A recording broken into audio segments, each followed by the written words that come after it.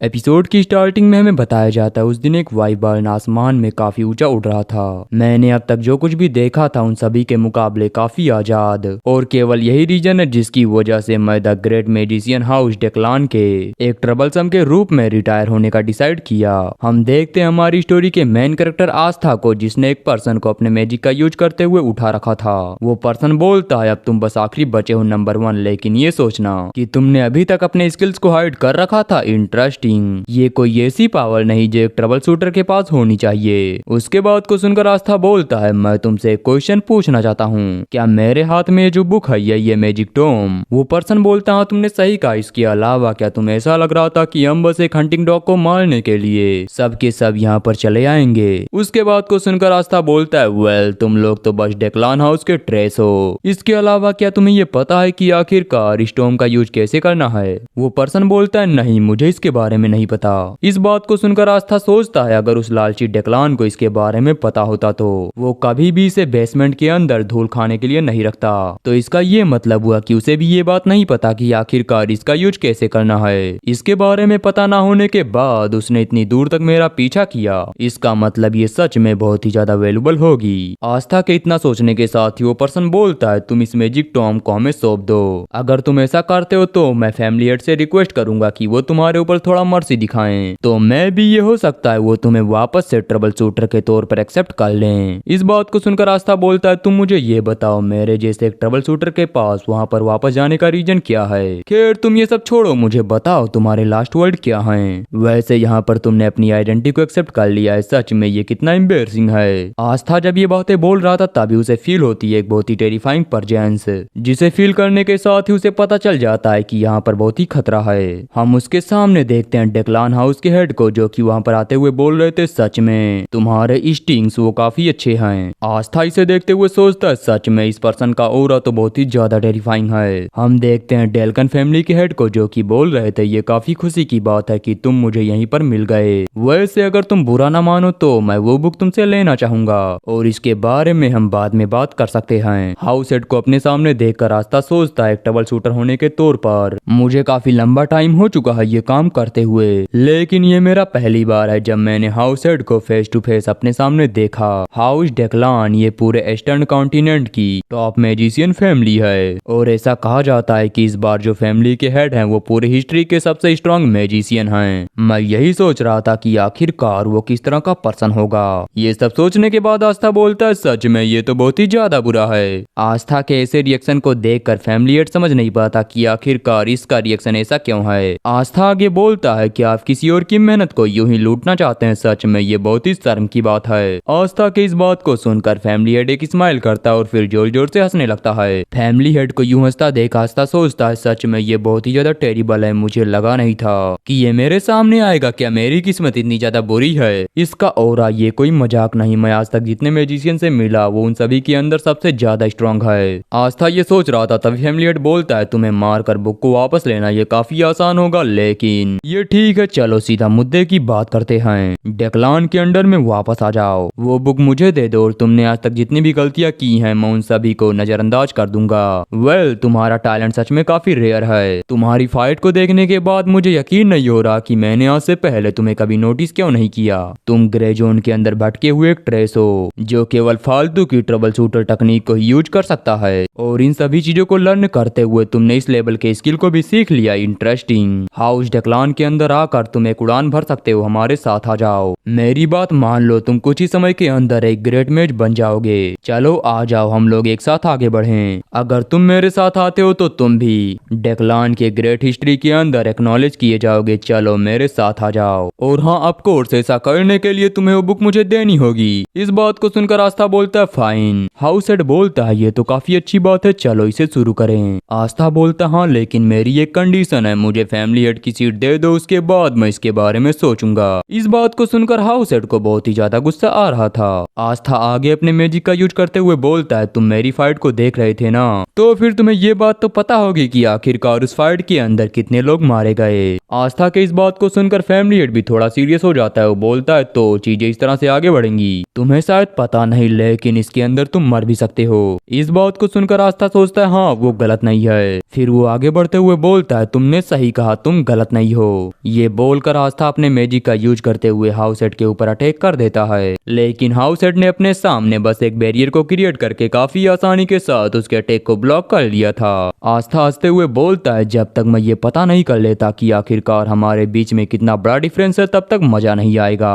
इस बात को सुनकर हाउस हेड बोलते हैं ठीक है, ऐसा लगता है कि तुम यही जानना चाहते हो। ये बोलने के बाद वो भी अपने मैजिक स्पेल का यूज करते हैं। उनके ऐसा करने के साथ ही हम देखते हैं जमीन के अंदर से एक बहुत ही बड़ा रॉक बाहर निकलता है और यहाँ पर आस्था काफी मुश्किल के साथ इसे ब्लॉक कर रहा था। हाउस हेड आगे अपने मैजिक का यूज करते हैं जिसकी वजह से आस्था को और भी ज्यादा प्रॉब्लम होने लगती है। वो अपने मन में सोचता है ये क्रेजी बास्टर्ड, तो क्या डेक्लान का फैमिली हेड होने का मतलब ये है। फिर वो उस अटैक को डॉज करते हुए आगे सोचता है इस अटैक से बचने का कोई भी रास्ता नहीं। ये सोचकर वो आगे बढ़ रहा था तभी अचानक ही उसके सामने एक बैरियर अपेयर होता है जिससे कि वो टकरा जाता है। पीछे से फैमिली हेड बोलता है क्या तुमने ये नहीं कहा था कि तुम्हें हम दोनों के बीच के डिफरेंस को मेजर करना है। मैं तुम्हें बता दूं लाइफ के अंदर कुछ चीजें ऐसी होती हैं जिन्हें तुम कभी भी मेजर नहीं कर सकते। ठीक है तो फिर चलो अब मैं तुम्हें दिखाता हूँ कि हम दोनों के बीच का डिफरेंस कितना बड़ा है। ये बोलने के साथ ही फैमिली हेड अपने मैजिक का यूज करता है जिसकी वजह से वहाँ पर होता है एक ब्लास्ट। फैमिली हेड बोलता है देखो मैं तुम्हें मारना नहीं चाहता, मैंने तुम्हें बस थोड़ा सा परेशान किया है, तो मुझे बताओ क्या तुम अब बात करने के लिए तैयार हो। उसके बाद को सुनकर आस्था बोलता अगर मैं अभी खुद को सरेंडर कर दूं तो क्या होगा, क्या होगा अगर मैं डेलकन के अंडर में वापस लौटने के लिए तैयार हो जाऊं। इस बात को सुनकर फैमिली हेड बोलता है क्या तुम्हें ऐसा लगता है कि अब मैं तुम्हारे ऊपर ट्रस्ट करूंगा। इस बात को सुनकर आस्था अपने मैजिक का यूज करते हुए बोलता है अगर तुम मेरे ऊपर ट्रस्ट कर लो तो भी मैं तुम्हें बता दूं मैं कुत्ते का खाना खाना छोड़ चुका हूँ। क्या तुम सुन रहे हो, अब मैं कभी भी वहाँ पर वापस नहीं लौटने वाला। मुझे बताओ आखिरकार कौन ही वहाँ पर कुत्ता बनकर वापस आना चाहेगा। क्या सिर्फ इसीलिए कि वहाँ पर एक अच्छा सा पट्टा मिलेगा तो मैं वापस आ जाऊंगा। नहीं ये सब बिल्कुल भी नहीं है, मैं अब वहाँ पर कभी भी वापस नहीं आने वाला। इस बात को सुनकर फैमिली हेड बोलता है पैथेटिक। ये बोलने के साथ वो वापस से अपने बैरियर का यूज करके आस्था के अटैक को काफी आसानी से ब्लॉक कर लेता है। फिर अपने स्पेल को चारों तरफ फैलाते हुए बोलता है चलो अब मैं तुम्हें दिखाता हूँ कि आखिरकार मैं हूँ कौन और रियल पावर किसे कहते हैं। हाउस हेड के इतना बोलने के साथ ही हम देखते हैं आसमान में जहाँ पर लाइटनिंग कड़कने लगती है। फिर आस्था में बताता है जब मैं इसके बारे में सोचता हूँ तो मुझे पता चलता है कि आखिर उस दिन क्या हुआ था। उस दिन जब मैंने अचानक से आसमान की ओर देखा तब मुझे वहाँ पर दिखाई दिया एक वाई बर्ड जो कि फ्रीली उड़ रहा था और तभी मैंने डिसाइड किया कि मैं यहाँ पर नहीं रुकूंगा। हम देखते हैं फैमिली हेड को जो आस्था की तरफ आगे बढ़ते हुए बोलते हैं इम्प्रेसिव, मुझे लगा था तुम मर जाओगे लेकिन तुम अभी भी जिंदा हो, तो मुझे बताओ क्या तुम्हें पता चला कि आखिर हमारे पावर के बीच कितना बड़ा डिफरेंस है। उसके बाद को सुनकर आस्था बोलता हाँ तुम स्ट्रांग हो। फैमिली हेड बोलता है तो क्या अब तुम बात करने के लिए तैयार हो, क्या तुम उस बात को पूरा नहीं करना चाहते जो हमने बीच में ही छोड़ दिया था। इस बात को सुनकर आस्था बोलता है आखिर वो क्या है, क्या तुम ये चाहते हो कि मैं वापस से ट्रबल शूटर बन जाऊं। फैमिली हेड बोलता है नहीं मैं तुम्हें ये नहीं बोल रहा कि तुम एक ट्रबल शूटर बनो, मैं चाहता हूँ कि तुम बैंक्सिन फैमिली के हेड बनो। इस बात को सुनकर आस्था शौक होते हुए बोलता है क्या बैंक्सिन फैमिली का हेड। इसके बाद वो हमें बताता है हाउस डेक्लान ये ईस्टर्न कॉन्टिनेंट का ग्रेट मैजिशियन क्लैन है। इस फैमिली की पावर इतनी ज्यादा है कि ये बहुत ही आसानी के साथ थ्रोन को भी चैलेंज कर सकते हैं और वो ये चाहते हैं कि मैं उनके एक वेसल फैमिली के अंदर लॉयल्टी की शपथ लूं। एंड हाँ जो बोंगसिन है ये डेक्लान की एक वेसल फैमिली है। इस बात को सुनकर आस्था मैजिक टॉम को अपने स्पेस से बाहर निकालते हुए बोलता है तो तुम्हारा रियल गोल ये था। फैमिली हेड बोलता है तुम सच में अभी भी अपने वर्थ को काफी अंडरएस्टिमेट कर रहे हो, मैं तुम्हें चाहता हूँ और इस टॉम को। इस बात को सुनकर आस्था उसे मैजिकल बुक देने लगता है। फैमिली हेड उस बुक को लेते हुए बोलता है सच में तुमने काफी अच्छा फैसला लिया, मैं अभी से तुम्हारे सारे क्राइम को माफ करता हूँ, अब तुम्हारे पास एक ग्लोरी है, तुम डेक्लान के साथ खड़े हो सकते हो। उसके इतना बोलने के साथ ही हम देखते हैं आस्था उसे बुक देने के बजाय उसे बर्न करने लगता है। इसे देखकर फैमिली हेड बोलता है आखिर तुम ये क्या कर रहे हो। आस्था बोलता है आखिर तुम्हें क्या लगता है तुमने जो कहा मैं उसे मान लूंगा। नहीं ये सब बिल्कुल भी नहीं है, मैं इस बुक को पूरी तरह से डिस्ट्रॉय कर दूंगा। इस बात को सुनकर फैमिली हेड बोलता है मुझे ऐसा लगता है कि तुम आसानी से मरना नहीं चाहते। आस्था बोलता है तुम अपनी बकवास बंद करो और चुपचाप मेरी बात सुनो, मैंने कभी भी पैसे के लिए ट्रबल शूटर का काम नहीं किया हुआ, ऐसे भी एक ट्रबल शूटर बनने से कोई भी फायदा नहीं होता। और मैं तुम्हें बता दूं मैंने इस बुक को केवल इसी वजह से अपने पास रखा क्योंकि ये पैसों से बधा हुआ था। मुझे यकीन है तुमने इस बारे में सुना होगा कि डेक्लान के यंग मास्टर ट्रबल शूटर्स को खाते हैं। इस बात को सुनकर फैमिली हेड बोलता है इसका मतलब फॉरबिडन मैजिक। आस्था बोलता हाँ बिल्कुल, उस बास्टर्ड ने मेरे टीममेट्स को डिबोबर कर लिया, लेकिन इसके बाद भी डेक्लान ने इसे पूरी तरह से कवर कर दिया। ये बात किसी के भी सामने नहीं आई। इस बात को सुनकर फैमिली बोलता है तो फिर इसका मतलब तुम मुझसे रिवेंज ले रहे हो। आस्था बोलता है क्या रिवेंज, आखिर मैं ऐसा क्यों करूंगा। मुझे ये बात अच्छे से पता है कि ट्रबल शूटर्स की लाइफ काफी सस्ती होती है और मेरे टीममेट्स के ऊपर भी यही लागू होता है। मैं तो बस ये चाहता था कि वो लोग जो चाहते हैं उन्हें वो मिल जाए, लेकिन इसके लिए बहुत ही ज्यादा पैसों की जरूरत थी और इसी वजह से मैंने रिटायर होने का फैसला बनाया। मैं किसी भी हालत में वहां पर वापस नहीं जाने वाला। इस बात को सुनकर फैमिली हेड बोलते हैं तो मैं इसे तुम्हारे लास्ट वर्ड के तौर पर कंसीडर करता हूँ। ये बोलकर वो वहां से जा रहे थे तभी आस्था एक चुटकी बजाता है और उसके ऐसा करने के साथ ही उसकी बॉडी से रिलीज होता है ब्लू फ्लेम, जिसे देखकर फैमिली हेड बोलते हैं ये तो डेक्लान की सबसे रेयर ब्लू फ्लेम है, एक ऐसी फ्लेम जो कभी भी नहीं बुझती। चलो इसमें जलते हुए मरो और अपने चॉइस के ऊपर रिग्रेट करो। उनके इस बात को सुनकर आस्था बोलता है क्या रिग्रेट, भाड़ में जाओ, मैं कभी भी रिग्रेट नहीं करने वाला। अगर मेरे पास केवल यही एक ऑप्शन है कि मैं डेक्लान का डॉग बनूं तो इससे अच्छा मैं मरना पसंद करूंगा। यहाँ मरने में भी कोई बुराई नहीं। ये बोलकर आस्था वहाँ पर जोर जोर से हंसने लगता है। वो हंसते हुए बोलता है मैंने आज से पहले कभी भी खुद को इतना ज्यादा फ्री फील नहीं किया। अगर मैं उस तरह से जीऊंगा तो ये मेरे लिए बहुत ही शर्म की बात होगी। वेल मुझे कोई पछतावा नहीं। अगर मुझे वापस से कोई लाइफ मिलती है तो मैं इस बार फ्रीडम और अपना रिवेंज लेने के ऊपर ध्यान दूंगा। आस्था के इतना बोलने के साथ ही हम देखते हैं अचानक ही उसके चारों तरफ घूम रही ब्लू फ्लेम गायब होने लगती है, जिसे देखकर वो हैरान होते हुए बोलता है रुको, आखिर ये क्या है, मुझे समझ नहीं आ रहा आखिर यहाँ पर हुआ क्या, ये सभी चीजें अचानक से रुक कैसे गईं। रुको, कहीं ऐसा तो नहीं कि ये सब इस मैजिकल बुक की वजह से हुआ है। आस्था के इतना बोलने के साथ ही हम देखते हैं वो मैजिक टॉम अचानक ही हवा में उड़ने लगता है और फिर अगले ही पल वो आकर सीधा आस्था की बॉडी के अंदर इंफ्यूज हो जाता है, जिसे देखकर वो हैरान होते हुए बोलता है रुको, आखिर ये क्या है, मुझे समझ नहीं आ रहा यहाँ पर हो क्या रहा है। आस्था के इतना बोलने के साथ ही हमारा सीन शिफ्ट होता है। हम देखते हैं एक पर्सन को जो कि भीख मांग रहा था और बेसिकली ये एक बच्चा था। ये बच्चा कोई और नहीं बल्कि ये आस्था। वो अपने मन में सोचता है रुको, मैं तो वहाँ पर बर्न हो रहा था, आखिर ये क्या है, मुझे यहाँ कुछ गड़बड़ लग रही है और आखिरकार मैं हूँ कहाँ। ऐसा लग रहा है जैसे मैं पास्ट के अंदर वापस आ गया हूँ। ये प्लेस मुझे बहुत ही ज्यादा जाना पहचाना लग रहा है। हाँ ये सही है, मुझे ये प्लेस काफी अच्छे से याद है। ये है द ग्रे जोन, वो प्लेस जहाँ पर मैं ट्रबल शूटर बनने से पहले रहा करता था। नहीं ये नहीं हो सकता, आखिरकार ये सब क्या है और मैं यहाँ पर वापस कैसे आ गया। कहीं ऐसा तो नहीं कि सच में मैं पास्ट के अंदर वापस लौट आया हूँ। इसके बाद वो एक तालाब के अंदर अपना फेस देखते हुए बोलता हाँ ये मेरा ही फेस है, लेकिन अब मैं पहले के मुकाबले काफी यंग हूँ। आखिर ये है क्या। इसके अलावा मैं अपनी बॉडी के एक पार्ट से बहुत ही ज्यादा हेट करता हूँ, वो है ये फायर मार्क। मैं अपने पास्ट के अंदर वापस आ गया हूँ, लेकिन ये चीज बिल्कुल वैसी ही है। मुझे नहीं पता कि कैसे, लेकिन मुझे यकीन है उस मैजिकल टॉम ने ये सब किया है। क्या सच में वो मैजिकल बुक इस तरह के किसी चीज को करने में केपेबल है। वेल ये हो सकता है क्योंकि उसे लेने के लिए डेक्लान फैमिली का हेड पर्सनली आया था, तो इससे ये पता चलता है कि वो बुक कितनी इंपॉर्टेंट थी। और वो बुक इतना ज्यादा इंपॉर्टेंट था, लेकिन इसके बाद भी उसके बारे में कोई खास इन्फॉर्मेशन नहीं। भाड़ में जाओ, मुझे इससे फर्क नहीं पड़ता। खैर वैसे भी ये मेरे लिए काफी अच्छी बात है। इसके अलावा मुझे इस बात पर डाउट है कि कहीं ये कोई ड्रीम तो नहीं, लेकिन इसके बाद भी सीवेज के अंदर से जो बदबू आ रही है उसे देखकर मुझे ऐसा लगता है कि ये रियल है। हाँ डेफिनेटली मैं जिंदा हूँ और सिर्फ मैं जिंदा ही नहीं बल्कि मैं पहले के मुकाबले खुद को काफी ज्यादा स्ट्रॉन्ग फील कर रहा हूँ। ये एक ऐसी कंडीशन है जहाँ पर मैं जो कुछ भी करूंगा वो सक्सेसफुल होगा। इसके अलावा अपने पास्ट लाइफ के अंदर मैंने एक ड्रीम देखा था और ये ड्रीम सिर्फ मेरा ही नहीं बल्कि मेरे साथियों का भी था, और यही एक रीजन था जिसकी वजह से मैंने रिटायर होने का डिसीजन लिया। हम देखते हैं आस्था के टीममेट को जो उससे बोलता है नंबर 1 यानी मेरा मतलब एस्टर। और हाँ यहाँ पर आस्था का नाम एस्टर और आस्था दोनों है। आस्था का टीममेट आगे बोलता है हम एक दूसरी टेरिटरी के अंदर एक वेग्रेंट के तौर पर पैदा हुए थे। हमारे पास उस समय कुछ भी नहीं था, हम ना ही अच्छा पहन सकते थे और ना ही अच्छा खा सकते थे। इसी के साथ साथ हमें कोई नॉलेज भी नहीं मिली। आखिर तुम्हें क्या लगता है इस वर्ल्ड के अंदर ये सबसे पेनफुल था। इस बात को सुनकर आस्था बोलता है क्या खाना नहीं था। उसका टीममेट बोलता है अगर ये बस भूख की बात होती तो हम कभी भी यहाँ तक नहीं पहुँच पाते। आखिर तुम्हें क्या लगता है हमारे लाइफ को इसके अंदर किसने धकेला। इस बात को सुनकर आस्था बोलता है वेल मैं ठीक हूँ, मुझे इससे कोई प्रॉब्लम नहीं। उसका टीममेट बोलता है क्या तुम्हें नहीं लगता हमारी लाइफ गटर से भी ज्यादा बदतर है। आस्था बोलता है मैंने कहा ना मैं ठीक हूँ, मुझे इसमें कोई भी प्रॉब्लम नहीं। इस बात को सुनकर आस्था का टीममेट बहुत ही ज्यादा गुस्से में आ जाता है, जिसे देखकर वो बोलता है ठीक है मैं बात करूंगा। एजुकेशन ना होना यही हमारे लिए सबसे बुरा था। उसका टीममेट बोलता है हाँ अगर हमने स्टडी और लर्न किया होता तो हम इस तरह से नहीं जी रहे होते उन नोबल बास्टर्ड के स्लेव बनकर। उसके ये बोलने के बाद हम प्रेजेंट का सीन देखते हैं जहाँ पर आस्था बोल रहा था मैंने उससे कहा था कि मैं लाइब्रेरी बनाऊंगा एक ऐसा प्लेस जहाँ पर कोई भी पर्सन आ सकता है, ना स्टेटस, ना जेंडर और ना ही मनी, वो सभी चीजें वहाँ पर मैटर नहीं करेंगी। और इस चीज के लिए मुझे अपना एक स्टेप आगे बढ़ाना होगा। मैं बिल्ड करूंगा एक टावर। टावर बनाने का कोई खास रीजन नहीं, लेकिन मुझे ऊंची चीजें पसंद हैं। और वो टावर कहाँ पर बना है ये प्लेस भी मायने नहीं रखता। मैं उस टावर के अंदर हर एक तरह की बुक को रखूंगा, लेकिन एक ऐसी चीज है जो सच में वहाँ पर होनी चाहिए, डेक्लान हाउस का सीक्रेट मैनुअल। मैं उसे उस टावर के फर्स्ट फ्लोर के एंट्रेंस पर रखूंगा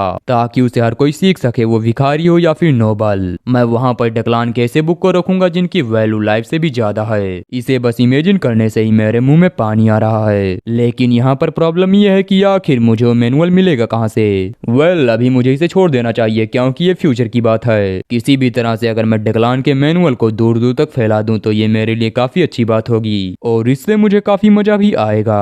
आस्था जब ये सब बातें सोच रहा था तभी कोई पर्सन उसे अपने किक से हिट करता है और यहाँ पर आस्था को हिट करने वाला कोई नोबल नहीं बल्कि वो भी इसी एरिया के अंदर रहने वाला एक बच्चा था। वो चिल्लाते हुए बोलता है, बास्टर्ड, मैं तुम्हें कब से ढूंढ रहा हूँ। वो आगे आस्था को पीटते हुए बोलता है, तुम्हारी सीट के ऊपर मैं बैठा था और तुम कहीं जाकर छुप गए। हाँ, क्या सच में तुम मरना चाहते हो?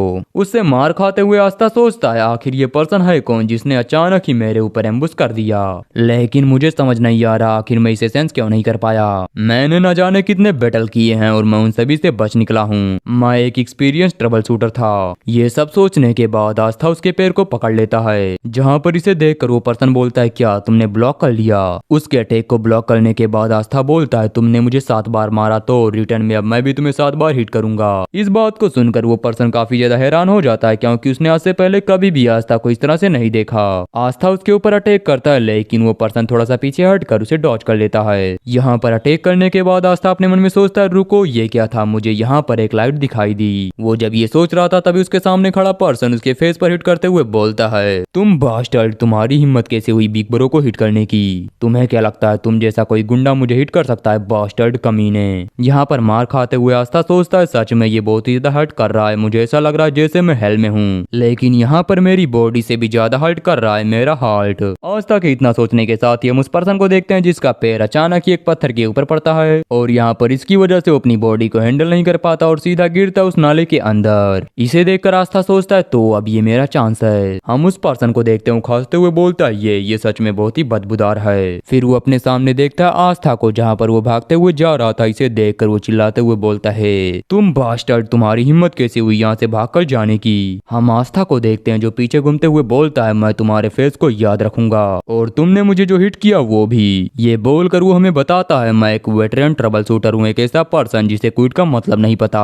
फिर यहीं से हमारा सीन शिफ्ट होता है, मैं गली के अंदर का सीन देखते हैं जहाँ पर आस्था बैठा हुआ था। वो अपना हाथ देखते हुए बोलता है, क्या सीरियसली? मुझे लगा नहीं था कि बस थोड़ा सा पुश करने से ही इसकी हालत ऐसी हो जाएगी। जब मैं उसे हिट कर रहा था उस समय मेरी कलाई में मोच आ गया। सच में मेरी ये बॉडी बहुत ही ज्यादा कमजोर है। टावर को भूलकर मुझे सबसे पहले अपनी बॉडी को हील करने के ऊपर ध्यान देना होगा। आस्था जब ये सब बातें सोच रहा था तभी उसके साइड से एक आवाज आती है, क्या तुम भूखे हो? हम उसके सामने उसी की एज के एक बच्चे को देखते हैं जिसके क्लोथ काफी ज्यादा एक्सपेंसिव लग रहे थे। उसे देखकर आस्था बोलता है, क्या तुम मुझे जानते हो? बच्चा बोलता है, नहीं। आस्था सोचता, हाँ मुझे यही लग रहा था। इसके अलावा इसके क्लोथ देखकर मुझे ऐसा लग रहा है कि ये काफी एक्सपेंसिव होंगे। मुझे यकीन है ये किसी नोबल फैमिली से बिलोंग करता है, लेकिन पावर स्ट्रगल की वजह से इसकी फैमिली गिर गई होगी। दूसरे शब्दों में एक चलता फिरता छोटा सा बॉम्ब। ये सोचकर आस्था बोलता है, बच्चे? वो बोलता है, मैं डेमियन हूँ। आस्था बोलता है, हाँ जो भी हो। डेमियन बोलता है, मेरी मॉम का नाम वियांका है। इस बात को सुनकर आस्था थोड़ा चिढ़ते हुए बोलता है, क्या तुम्हारा दिमाग ठीक है? डेमियन बोलता है, क्या मेरी कोई मॉम नहीं? इस बात को सुनकर आस्था एक गहरी सांस लेते हुए बोलता है, नहीं ये मेरी गलती है, मेरा तुमसे कोई मतलब नहीं है, तो अब से हम दोनों के रास्ते अलग होते हैं। ये सोचकर वो बोलता है, इसे किसी बॉम्ब से ना जुड़ना ही बेहतर होगा। इससे पहले कि चीजें और ज्यादा खराब हो जाएं, मुझे इससे दूर रहना चाहिए। ये सोचकर आस्था बिना कुछ बोले चुपचाप वहीं पर बैठा रहता है। वहीं डेमियन वो भी यहाँ से नहीं जाता। इसे देखकर आस्था बोलता है, आखिर तुम यहाँ से जा क्यों नहीं रहे? डेमियन बोलता है, नहीं मैं तुम्हारे साथ जाऊंगा। इस बात को सुनकर आस्था सोचता है, क्या मैं उसे एक थप्पड़ मार दूं? ये सोचकर वो बोलता है, नहीं तुम यहाँ से चले जाओ। डेमियन अपना हाथ उसकी तरफ आगे बढ़ाते हुए बोलता है, लेकिन क्या तुम्हें दर्द नहीं हो रहा? चलो मैं इसे हील कर देता हूँ। ये बोलकर वो वहाँ पर अपने मैजिकल स्पेल को यूज करता है, जिसे देखकर आस्था काफी ज्यादा हैरान हो चुका था। हम देखते हैं डेमियन को जो बोलता है मैजिक टच। इसे देखकर आस्था सोचता है, नहीं ये सिर्फ मैजिक टच नहीं, ये है लाइट ऑफ हीलिंग। इसके बाद वो हमें बताता है लाइट ऑफ हीलिंग के बारे में। ब्लेंडर फैमिली की एक सीक्रेट टेक्निक जो डेक्लान की वजह से बर्बाद हो गई। अगर मैं अपने ट्रबल शूटर के हिसाब से बताऊं तो ये बहुत ही ज्यादा डेंजरस है और अब मैं भी इन सभी चीजों के अंदर इन्वॉल्व हो चुका हूँ। लेकिन मुझे समझ नहीं आ रहा आखिरकार ब्लेंडर फैमिली का चाइल्ड ग्रे जोन के अंदर कर क्या रहा है। फिलहाल ब्लेंडर फैमिली काफी ज्यादा स्ट्रांग है, तो फिर उनका चाइल्ड आखिर वो यहाँ पर क्यों? ये सोचकर आस्था बोलता है डेमियन। इस बात को सुनकर डेमियन खुश होते हुए बोलता है क्या तुमने अभी मेरा नाम लिया? आस्था सोचता है नहीं, मैंने गलती कर दी, अब मुझे याद आ गया। ये अजीब आंखों वाला ब्लेंडर की ब्लड लाइन का एक मेंबर है। मेरे पास्ट लाइफ के अंदर इसे कहा जाता था द मॉन्स्टर ऑफ ब्लेंडर। ये एक ऐसा कसाई था कि अगर वो ठान ले कि तुम्हें मारना है तो वो तुम्हें मारेगा। ब्लेंडर का डेमियन। हम प्रेजेंट का सीन देखते हैं। यहाँ पर डेमियन काफी अच्छी सी स्माइल कर रहा था और यहाँ पर डेमियन को देखकर कोई ये नहीं बोल सकता कि वो आगे चलकर कितना खतरनाक होगा। आस्था इसे देखते हुए सोचता है सीरियसली क्या यही वो डेमियन है? इसके बाद वो हमें बताता है रिग्रेस होने से पहले जब मैं एक ट्रबल शूटर था उस समय। ये तब की बात है जब डेक्लान फैमिली के ऑर्डर पर मैं ब्लेंडर फैमिली के अंदर गया था। आगे बढ़ते हुए आस्था अपने टीममेट से बोलता है आगे ब्लेंडर फैमिली है, वो खुद ही उन सभी चीजों को हैंडल कर सकते हैं। मुझे समझ नहीं आ रहा आखिर उन्होंने हमें बुलाया क्यों? उसका टीममेट बोलता है मुझे क्या पता, आखिर मैं उनका माइंड रीड थोड़ी कर सकता हूँ। मैंने सुना है कि सॉफ्ट स्टेट के अंदर एक मॉन्स्टर है और ऐसा कहा जाता है कि उसने बस कुछ ही टाइम के अंदर 1 दर्जन से भी ज्यादा लोगों को मार डाला। इस बात को सुनकर आस्था बोलता है क्या एक मॉन्स्टर जैसे कि और या फिर कुछ और? वो हमें आगे बताता है फैमिली के अंदर जाने के बाद हमने देखा वो कोई और नहीं था बल्कि वो एक पर्सन था जिसने दूसरे पर्सन की बॉडी को बीच से ही अलग कर दिया था। उसने हंसते हुए हमसे पूरे एक पागल आदमी की तरह लड़ाई की। वो था the monster of the blender, वो पागल कसाई। अगर तुम मार देते हो तो भी वो नहीं मरेगा। ब्लेंडर का डेमियन। आस्था के ये सब बोलने के बाद हम प्रेजेंट का सीन देखते हैं जहाँ पर वो डेमियन को देखते हुए सोचता है लेकिन फिर भी ब्लेंडर फैमिली का एक डायरेक्ट डिसेंडेंट, हेड का एक लौता बेटा, मुझे समझ नहीं आ रहा कि आखिर वो यहाँ पर क्यों है। आस्था जब ये बातें सोच रहा था तभी डेमियन उससे बोलता है खाना, चलो हम लोग खाते हैं। मॉम ने कहा था अगर मैं हेल्दी रहना चाहता हूँ तो मुझे अच्छा अच्छा खाना होगा। इस बात को सुनकर आस्था उठते हुए बोलते हैं हाँ तुम सही हो, लेकिन क्या तुम्हारे पास कोई पैसे हैं? उसके इतना बोलने के साथ ही हम देखते हैं डेमियन को जो अपने पास से पैसों की पूरी पोटली बाहर निकालते हुए बोलता है देखो क्या इतना इनफ रहेगा? इसे देखकर आस्था उसके कंधे पर हाथ रखते हुए बोलता है डेमियन आज से हम दोस्त हैं। डेमियन बोलता है क्या, लेकिन अचानक से क्यों? आस्था बोलता है इसे छोड़ो, अगर मैंने कहा कि हम दोस्त हैं इसका मतलब हम दोस्त हैं और जो दोस्त होते हैं वो अपने पास की हर एक चीज को एक दूसरे के साथ शेयर करते हैं। तो फिर चलो मेरे फ्रेंड खाने का टाइम हो गया। इस बात को सुनकर डेमियन बोलता है हाँ मेरे फ्रेंड, तो फिर बताओ तुम्हारे पास क्या है? आस्था बोलता है क्या मेरे पास एक फ्रेंड है। डेमियन बोलता है ओ ये लाइन तो काफी कूल है। डेमियन के इतना बोलने के साथ ही हमारा सीन शिफ्ट होता है। हम देखते हैं आस्था को जो बोलता है सच में आज तो मील के अंदर काफी मजा आ गया, आज तो मुझे ऐसा लग रहा है जैसे मैं पूरी तरह से रिफ्रेश हो चुका हूँ। ये बोलने के साथ ही उसकी नजर पड़ती है डेमियन के ऊपर जहाँ पर वो अपने चारों तरफ देख रहा था।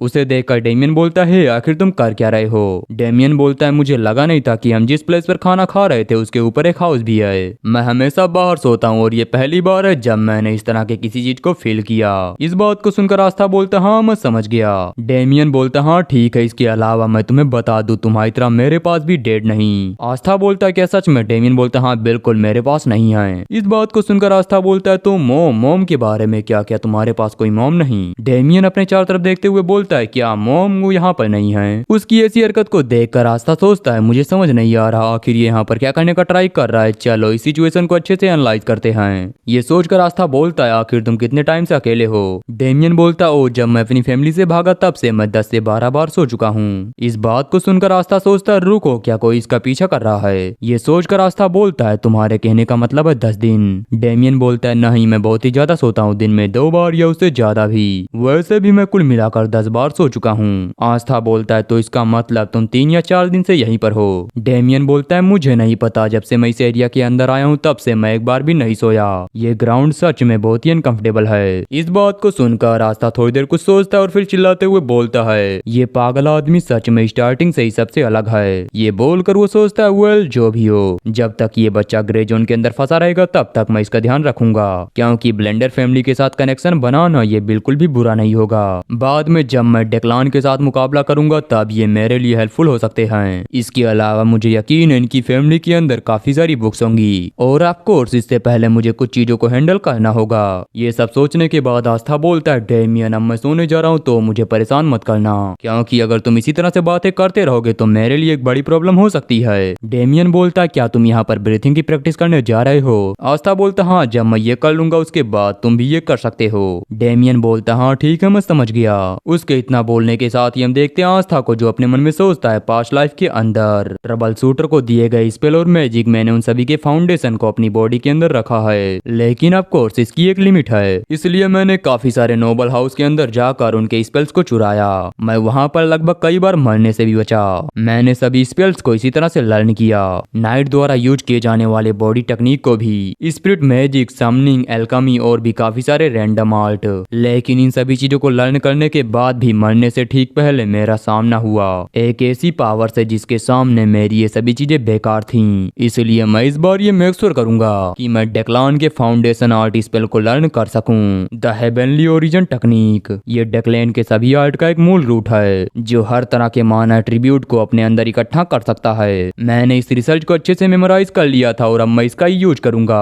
द ब्रीथिंग टेक्निक, आस्था के बोलने के साथ ही हम देखते हैं उसके बॉडी पर लगे फायर मार्क के अंदर से काफी ज्यादा एनर्जी बाहर निकलने लगती है और इसी के साथ वो अपने मन में सोचता है नहीं मुझे बहुत ही ज्यादा गर्मी लग रही है, ऐसा लग रहा है जैसी मेरी बॉडी वो जस्ट अभी लावा के अंदर कन्वर्ट हो जाएगी। नहीं, मुझे फोकस करके इन सभी चीजों को अच्छे से ऑपरेट करना होगा। आस्था के इतना बोलने के साथ ही हम देखते हैं उसकी बॉडी के अंदर जितनी भी इम्प्योरिटी थी वो पूरी बाहर निकलने लगती है। वो अपने मन में सोचता है ये एक हाई लेवल का स्पेल है जिसका यूज केवल नोबल फैमिली के एलीट मैजिक कर सकते हैं और इस मैजिक का यूज सिर्फ और सिर्फ डायरेक्ट ब्लड लाइन के ऊपर ही किया जाता है, क्योंकि ये तुम्हारी बॉडी के अंदर सर्कुलेट पूरी इम्प्योरिटीज को बर्न कर देता है और इसे कहा जाता है माना सावर। ये सब सोचने के साथ ही वो अचानक से चौंक कर अपनी आंख खोलता है। उठने के साथ ही वो अपने मन में सोचता है रुको, आखिर यहाँ पर कितना टाइम बीत गया। ये सोचकर वो अपने साइड में देखता है जहाँ पर डेमियन घोड़े बेचकर सो रहा था और फिर इसके बाद वो अपनी बॉडी को देखते हुए सोचता है नहीं, इससे भी ज्यादा इंपॉर्टेंट है मेरी बॉडी। अब मेरी बॉडी के अंदर कोई भी इम्प्योरिटी नहीं बची और अब यहाँ पर मौजूद है तो सिर्फ और सिर्फ प्योरीफाइड माना। ये प्योरिटी तो मेरे पास्ट लाइफ के मुकाबले ज्यादा ग्रेट है, लेकिन फिर भी अगर मैं डेक्लान को हिट करना चाहता हूँ तो ये पॉसिबल नहीं। अगर मैं 100 बार जन्म लेकर आऊँ तो मुझे नहीं लगता कि ये पॉसिबल हो पाएगा, लेकिन यहाँ पर एक बात तय है, उसे हिट करने के चांसेस मेरे पास्ट लाइफ के मुकाबले तो बढ़ चुके हैं। मैं एक ट्रबल शूटर हूँ, एक ऐसा पर्सन जो कभी हार नहीं मानता, यहाँ तक कि अगर पॉसिबिलिटी 0 हो तो भी नहीं। आस्था के सोचने के साथ ही हमारा सीन शिफ्ट होता है। हम अगले दिन सुबह का सीन देखते हैं जहाँ पर डेमियन उठते हुए बोलता है कूल, मेरे हियर देखो ये तो ब्राउन है। इस बात को सुनकर आस्था अपने मन में सोचता है इसने अपने हियर के कलर को भी चेंज कर लिया और यहाँ तक कि अपने क्लोथ को भी। अब मुझे नहीं लगता ब्लंडर फैमिली के कोई भी लोग इसे ढूंढ पाएंगे, तो फिर अब यहाँ पर केवल एक ही चीज बची है। आस्था के इतना सोचने के साथ ही हम देखते हैं डेमियन को जो बोलता है मेरे फ्रेंड आखिर अब हम क्या करने वाले हैं। इस बात को सुनकर पहले आस्था उसकी तरफ देखता है और फिर एक स्माइल करते हुए बोलता है हम इस एरिया के अंदर क्योस मचाने जा रहे हैं। आस्था के बोलने के साथ ही हमारा सीन शिफ्ट होता है। उसी पर्सन का सीन देखते हैं जिसने पिछले दिन आस्था को हिट किया था। वो अपने घर से बाहर निकलते हुए बोलता है आज तो काफी अच्छी नींद आई, इसके अलावा आज का मौसम भी काफी अच्छा है। ये बोलने के साथ उसकी नजर अपने सामने पड़ती है जहाँ पर वो अपने सामने देखकर काफी हैरान हो जाता है। हम देखते हैं उसके सामने आस्था और डेमियन को जो कि यहाँ पर अपना रिवेंज लेने के लिए आए थे। वो आस्था को देखते हुए बोलता है आखिर तुम कहाँ भाग गए थे और अब फाइनली तुम सामने आ गए। इसके अलावा तुम्हारा लुक वो पहले से चेंज हो गया, इंटरेस्टिंग। वैसे तुम्हारे बगल में ये बास्टर्ड कौन है? ये दिखने में काफी अमीर लग रहा है। उसके इतना बोलने के साथ ही हम देखते हैं आस्था को जो उसे अपने पंच से हिट करता है और आस्था के बस एक ही पंच के अंदर वो बंदा जमीन पर गिर जाता है। आस्था उससे बोलता है मुझे लगता है कि तुम्हें तुम्हारा सही प्लेस मिल गया, चूंकि तुम अभी भी मेरी मेमोरी के अंदर हो तो सबसे पहले मैं तुम्हें 123 बार हिट करूंगा और फिर बात होगी। आस्था के इतना बोलने के साथ ही हम उस एरिया के अंदर मौजूद और भी काफी सारे लोगों का सीन देखते हैं जो इस तरफ देखते हुए बोलते हैं रुको, आखिरकार वहाँ पर क्या हो रहा है। फिर इसके बाद वो सभी लोग आकर आस्था और डेमियन के सामने खड़े हो जाते हैं रिवेंज लेने के लिए। उन सभी को अपने सामने देखकर आस्था हंसते हुए बोलता है ये सभी फेस ये काफी फेमिलियर हैं, सच में ये कितना स्कैरी है। मैं सोच रहा हूँ कि आज मैं किस तरह से तुम सभी से अपना रिवेंज लूंगा। ये बोलने के साथ ही आस्था उनमें से हर एक को हिट करना स्टार्ट करता है। वो एक एक करके उन सभी को हिट कर रहा था और वहीं हम साइड में डेमियन को देखते हैं जो इन सभी चीजों को देखते हुए बोलता है अमेजिंग। फिर इसके बाद हम देखते हैं आस्था को जो अपने माना का यूज करते हुए एक पंच तैयार करता है जहाँ पर डेमियन इसे देखकर खुश होते हुए बोलता है अमेजिंग, तुम तो अमेजिंग हो। आस्था बोलता है डेमियन मुझे बताओ आखिर ये कैसा है, क्या ये ऑसम है? डेमियन बोलता है हाँ बिल्कुल ये ऑसम है। उसके इतना बोलने के साथ ही हम देखते हैं पहले वाले पर्सन का सीन जो सीधा आकर डेमियन के सामने गिरता है। उसे अपने सामने देखने के बाद डेमियन अपने मैजिक का यूज यूज करते हुए बोलता है तुम्हें चिंता करने की जरूरत नहीं, मैं अभी तुम्हें हील कर दूंगा। इस बात को सुनकर वो पर्सन डेमियन को थैंक्स बोलता है, लेकिन तभी आस्था उसे पीछे से पकड़ते हुए बोलता है आखिर तुमने मुझे कितनी बार हिट किया। उसके ये बोलने के साथ ही हमारा सीन शिफ्ट होता है। हम थोड़ी देर बाद का सीन देखते हैं जहाँ पर सभी लोग जमीन पर पड़े हुए थे और वहीं आस्था जो कि उस पर्सन को लगातार हिट कर रहा था। उसे हिट करते हुए आस्था बोलता है मुझे बताओ आखिर मैंने तुम्हें कितनी बार हिट किया। वो बोलता है मुझे माफ करना लेकिन मैं भूल गया हूँ। इस बात को सुनकर आस्था बोलता है फ्रेंड अब तुम्हारी बारी। इस बात को सुनकर डेमियन बोलता है हाँ बिल्कुल अब मेरी बारी, तुम बस मेरा कमाल देखो। ये बोलकर डेमियन उस पर्सन के ऊपर यूज करता है अपने हील हैंड को। यहाँ पर इसे देखकर वो रोते हुए सोचता है नहीं रुक जाओ तुम ऐसा नहीं कर सकते। यहाँ पर आस्था और डेमियन उसे एक डीमन की तरह लग रहे थे जो कि उसे हील करते हैं और फिर पीटते हैं। वो आस्था को देखते हुए सोचता है आखिर मैं काउंट कैसे करूं, मुझे तो बस 2 डिजिट तक ही काउंट करना आता है। उसके इतना सोचने के साथ ही हमारा सीन शिफ्ट होता है। हम देखते हैं आस्था को और उसके सामने बाकी सभी लोग जो कि चुपचाप खड़े थे। आस्था उन सभी से बोलता है आज के लिए तुम्हारा बहुत बहुत थैंक्स, तुम्हारे अंदर की एनर्जी काफी अच्छे से स्टेबल है, मुझे तुम सभी के ऊपर प्राउड है। ये बोलकर वो अपने मन में सोचता है मुझे तो खुद के ऊपर ज्यादा प्राउड है, मैंने हर एक पर्सन को 100 से भी ज्यादा हिट किया, इसका मतलब 1000 से भी ज्यादा हिट। आस्था जब ये सोच रहा था तभी उसके साइड से एक आवाज आती है। इस आवाज को सुनकर वो जब साइड में देखता है तब उसे दिखाई देता है वही पहले वाला पर्सन जो कि आस्था से बोल रहा था। तो क्या अब हम चले जाएं, मुझे लगता है कि अब काफी टाइम बीत चुका है। आस्था बोलता हाँ ठीक है तुम जा सकते हो। वो पर्सन बोलता लेकिन पर मेरा घर तो यही है। इस बात को सुनकर आस्था बोलता आखिर तुम क्या चाहते हो हम यहाँ से जाकर खो जाएं, ये थोड़ा मुश्किल है, मैं यहाँ से नहीं जाने वाला, चलो दफा हो जाओ। ये बोलकर आस्था अपने मन में सोचता है ये कोई नाराजगी नहीं बल्कि ये सच में बहुत ही ज्यादा डिफिकल्ट है। हम देखते हैं डेमियन उन सभी को बाय कर रहा था तभी आस्था को यहाँ पर किसी और की भी प्रेजेंस फील होती है। वो सोचता है यहाँ पर जो पर्सन है वो काफी फास्ट और सीक्रेटिव भी, एक यूनिक प्रेजेंस बिल्कुल ट्रबल शूटर की तरह। मुझे यकीन है ये कोई डेमियन का पीछा करने वाला होगा। मुझे समझ नहीं आ रहा आखिर उन्होंने डेमियन को ढूंढा कैसे, मैंने तो पूरी प्रिपरेशन कर रखी थी। इंटरेस्टिंग ब्लेंडर फैमिली ने इतनी जल्दी से ढूंढ लिया। फिर वो अपनी बॉडी के माना को चेक करते हुए बोलता है मेरे पास ज्यादा माना नहीं, यहाँ तक कि मैं एक सिंगल स्पेल को भी अच्छे से यूज नहीं कर सकता और ना ही हैंड टू हैंड कम्बैट, ये बिल्कुल भी अच्छा नहीं। लेकिन आखिर मैं हूँ कौन, यहाँ तक कि जब मैं एक ट्रबल शूटर था तब भी मेरे पास इनफ मैजिकल पावर नहीं थी। ये कोई ऐसी सिचुएशन नहीं जिसे मैं पहली बार फेस कर रहा हूँ, मैंने अपनी पूरी लाइफ के अंदर इस तरह की सिचुएशन को फेस किया तो इसमें कोई प्रॉब्लम नहीं। फिर वो अपने पूरे माना को एक पॉइंट के ऊपर इकट्ठा करने लगता है और फिर उस माना को लगातार कंप्रेस करना स्टार्ट करता है। वो इसे कंप्रेस करते हुए सोचता है ये है मेरा सिंगल चांस, अगर मैं यहाँ पर फेल हुआ तो इसका मतलब मैं फेल हो गया। हम आस्था के सामने उसी पर्सन को देखते हैं जो कि इसी की तरफ दौड़ता हुआ आ रहा था, लेकिन अगले ही पल वो तुरंत अपने घुटनों पर आ जाता है, जिसे देखने के बाद तो आस्था भी काफी ज्यादा हैरान हो चुका था। वो पर्सन चिल्लाते हुए बोलता है यंग मास्टर तो आप यहाँ पर हैं। उस पर्सन को यहाँ पर देखकर डेमियन बोलता है अल्फ्रेडो आखिर तुम यहाँ कैसे। और गाइस ये पर्सन डेमियन का बटलर है। वो डेमियन से बोलता है आपको शायद पता नहीं मैं आपको कब से और कहाँ कहाँ ढूंढ रहा हूँ, मुझे बताइए आप यहाँ पर क्यों हैं और आप कर क्या रहे थे। आपका ये बटलर आपकी चिंता में ठीक से सोया भी नहीं। डेमियन उसे अपने पास से हटाते हुए बोलता है दूर हो जाओ मुझसे। बटलर बोलता है नहीं मैं ऐसा नहीं करूंगा, जब तक आप मेरे साथ वापस नहीं जाते तब तक मैं ऐसा नहीं करूंगा, और अगर आप मेरे साथ वापस नहीं जाना चाहते तो मुझे मार दीजिए, मैं आपके हाथों मरूं या फिर फैमिली हेड के हाथों, दोनों बात एक ही है। बटलर की इन सब बातों को सुनकर आस्था को बहुत ही ज्यादा गुस्सा आ रहा था। तभी बटलर डेमियन को उठाते हुए बोलता ओ मैंने गेस्ट के सामने हंगामा कर दिया। फिर वो आस्था को अपना इंट्रोडक्शन देते हुए बोलता है मैं हूँ अल्फ्रेडो, ब्लेंडर फैमिली का बटलर। आस्था उससे बोलता है ओ ऐसी बात है, मैं हूँ आस्था। बटलर बोलता है ऐसा लगता है कि यंग मास्टर डेमियन सच में तुम्हें पसंद करते हैं, इसीलिए अगर तुम्हें कोई प्रॉब्लम ना हो तो क्या तुम हमारी फैमिली के अंदर आना चाहोगे। इस बात को सुनकर आस्था सोचता है कि आप ब्लेंडर फैमिली के अंदर, लेकिन मेरे ख्याल से सभी प्रेस्टिजियस फैमिली का बेसिक रूल है नोबल्स के अलावा जितनी भी गंदी चीजें उन सभी को रिजेक्ट कर दो। मैं इनका रियल इंटेंशन समझ नहीं पा रहा, आखिरकार ये मुझे वहाँ पर इनवाइट क्यों कर रहे हैं। खैर इससे कोई फर्क नहीं पड़ता क्योंकि मैं वैसे भी ब्लेंडर फैमिली के साथ कनेक्शन बनाना चाहता था तो ये अच्छी बात है। और लकली ब्लेंडर फैमिली की टेरिटरी उसी रास्ते पर है जिस सिटी के अंदर मैं जाना चाहता था। वहीं पर जीनियन एकेडमी है जिसे पूरे ईस्ट के अंदर सबसे बेस्ट एकेडमी कहा जाता था, और वहाँ की लाइब्रेरी भी बेस्ट है, और जबकि मैं सबसे अच्छी लाइब्रेरी बनाने जा रहा हूँ इसीलिए वहाँ पर रुककर उस लाइब्रेरी को देखना उतना भी बुरा नहीं होगा। ये सब सोचने के बाद डेमियन बोलता है आपकी मदद के लिए आपका बहुत बहुत थैंक्स। बटलर बोलते हैं मैं कैरेज लेने जा रहा हूँ तो बस तुम थोड़ी देर वेट करो। बटलर के ये बोलने के बाद हम देखते हैं आस्था को जो अपना शर्ट उठाता है और उसे पहनते हुए बोलता है चलो देखें आखिरकार हमें ब्लेंडर फैमिली के अंदर किस तरह का टेस्टी खाना मिलेगा।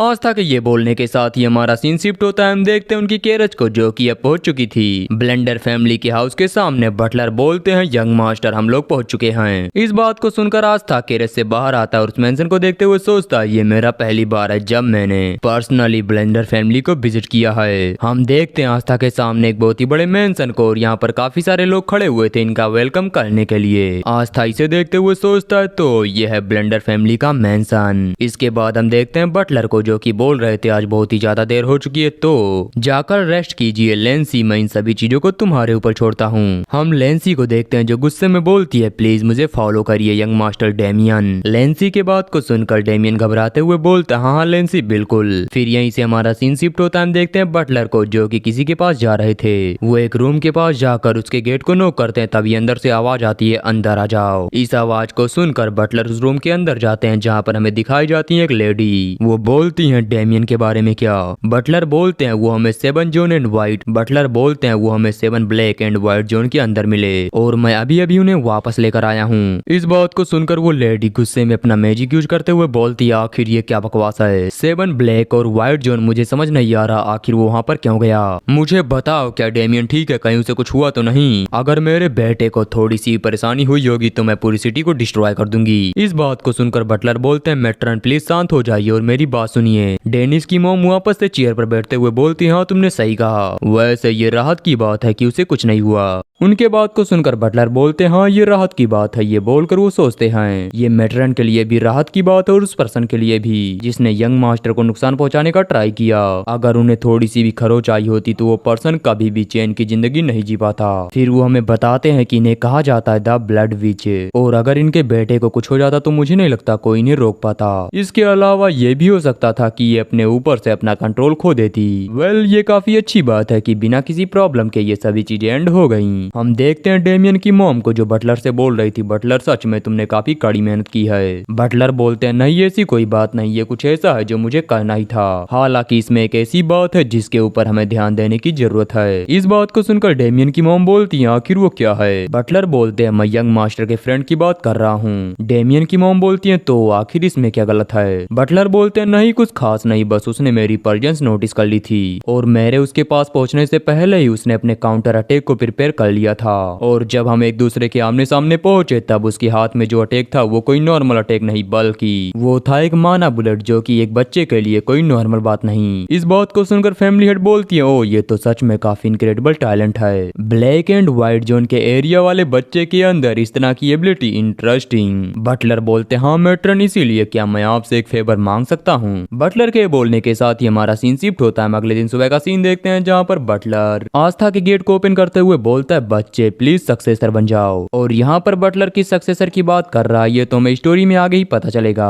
हम देखते हैं आस्था को जो उनकी बात को सुनकर काफी ज्यादा हैरान हो चुका था। वहीं उसके सामने बटलर स्माइल करते हुए सोच रहा था मैं काफी सरप्राइज हूँ लेकिन मैं एक बात को लेकर काफी श्योर हूँ, ये बच्चा मेरी बात को रिफ्यूज नहीं करने वाला। एक नोबल फैमिली का बटलर बनना कोई आम बात नहीं और ग्रे जोन से आए एक बच्चे के लिए मेरा ये ऑफर किसी ट्रेजर से कम नहीं। अगर ये एक बार मेरे ऑफर को एक्सेप्ट कर ले तो ये भी ऑनरेबल पर्सन बन जाएगा। बटलर के ये सोचने के साथ ही हम देखते हैं आस्था को जो बोलता है नहीं मैं इसे रिफ्यूज करता हूँ। इस बात को सुनकर बटलर हैरान होते हुए बोलते हैं आखिर तुमने क्या कहा? क्या मैंने अभी जो सुना वो सही है? लेकिन ऐसा कैसे? नहीं ये नहीं हो सकता, मुझे लगता है मैंने जो सुना वो गलत है। बटलर के ये बोलने के साथ ही हम देखते हैं डेमियन को जो आस्था के पीछे से बोलता है आखिर इसका मतलब क्या है? हम देखते हैं आस्था को जो डेमियन का मुंह बंद करते हुए बोलता है मुझे अपना सक्सेसर बनाने के लिए आपका बहुत बहुत थैंक्स लेकिन मैं आपके इस ऑफर को एक्सेप्ट नहीं कर सकता। चीजें जैसी चल रही है मुझे वैसी पसंद है और हाँ मैं सच में आपके इस ऑफर को अप्रिशिएट करता हूँ। इस बात को सुनकर बटलर हैरान होते हुए बोलते हैं आखिर इस अर्थ पर चल क्या रहा है मुझे समझ नहीं आ रहा। फिर वो आस्था को देखते हुए सोचते हैं एक बैकग्राउंड जो ग्रे जोन में पैदा हुआ और उसके पास कुछ भी नहीं है, उसने अपने नेचुरल टैलेंट का यूज करते हुए मैजिक को लर्न किया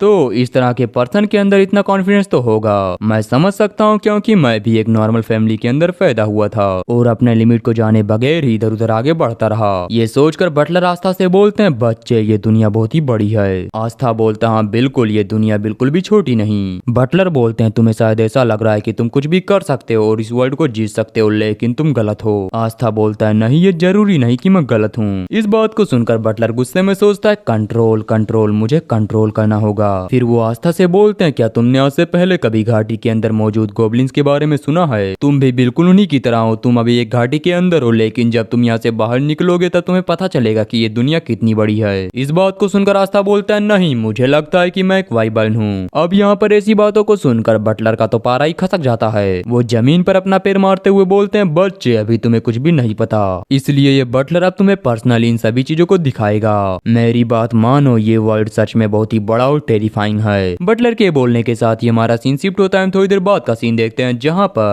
पर बटलर एक रूम के गेट को ओपन करता है और उसी के बगल में आस्था भी खड़ा था। हम उस रूम के अंदर का सीन देखते हैं जो कि बेसिकली एक ट्रेनिंग ग्राउंड एरिया है और यहाँ पर इस फैमिली के काफी सारे मेंबर्स ट्रेनिंग कर रहे थे। यहाँ पर बटलर को देखने के साथ ही वो सभी लोग तुरंत लाइन में एक साथ खड़े हो जाते हैं और चिल्लाते हुए बोलते हैं मास्टर बटलर, हम सभी लोग आपको ग्रीट करते हैं। उन सभी को देखने के बाद बटलर आस्था से बोलते हैं बच्चे आखिर तुम इनके बारे में क्या सोचते हो, ये सभी लोग भी तुम्हारी एज के आसपास हैं, लेकिन इन सभी को ब्लेंडर फैमिली के अंदर एक टैलेंट के तौर पर ऑफिशियली रिकॉग्नाइज किया जाता है। मुझे यकीन है कि तुम भी कुछ ऐसा ही पाना चाहते हो। इस बात को सुनकर आस्था अपने मन में सोचता है हाँ इन्होंने सही कहा, ब्लेंडर हाउस कोई मजाक नहीं। इस बात पर विश्वास करना थोड़ा मुश्किल है कि अपने टीनेज के अंदर ये सभी लोग इतने ज्यादा टैलेंटेड हैं। हालांकि इनका ऑरा बहुत ही कम है, लेकिन फिर भी अपने एज के हिसाब से ये बहुत ही ज्यादा है। लेकिन आखिरकार इनकी आईज को देखो, इन्हें देखकर मुझे एक ही चीज याद आती है, घाटी के अंदर रहने वाले गोबलिन। ये सब सोचने के बाद आस्था बोलता है वेल हाँ मुझे यहाँ पर कुछ कुछ तो फील हो रहा है। इस बात को सुनकर बटलर खुश होते हुए बोलते हैं तो फिर मुझे बताओ तुम मेरे प्रपोजल के बारे में क्या सोचते हो। अगर तुम यहाँ पर सक्सेस हो गए तो तुम भी नहीं बच्चों की तरह साइन करोगे, नहीं नहीं तुम तो इन सभी से भी ज्यादा साइन करोगे। बटलर के बात को सुनकर आस्था बोलता है मुझे माफ करना लेकिन मुझे लाइट पसंद नहीं। यहाँ पर बटलर वापस से दुखी हो जाता है क्योंकि आस्था ने वापस से उसके ऑफर को रिजेक्ट कर दिया है और बटलर यहाँ पर उदास हो रहा था। तभी उन सभी के बीच में खड़ा एक बच्चा अपना हाथ उठाते हुए बोलता है मास्टर बटलर। उस बच्चे को देखकर बटलर बोलते हैं विंस्टर क्या हुआ, क्या तुम मुझसे कुछ कहना चाहते हो। विंस्टर बोलता है अगर उस बच्चे को सच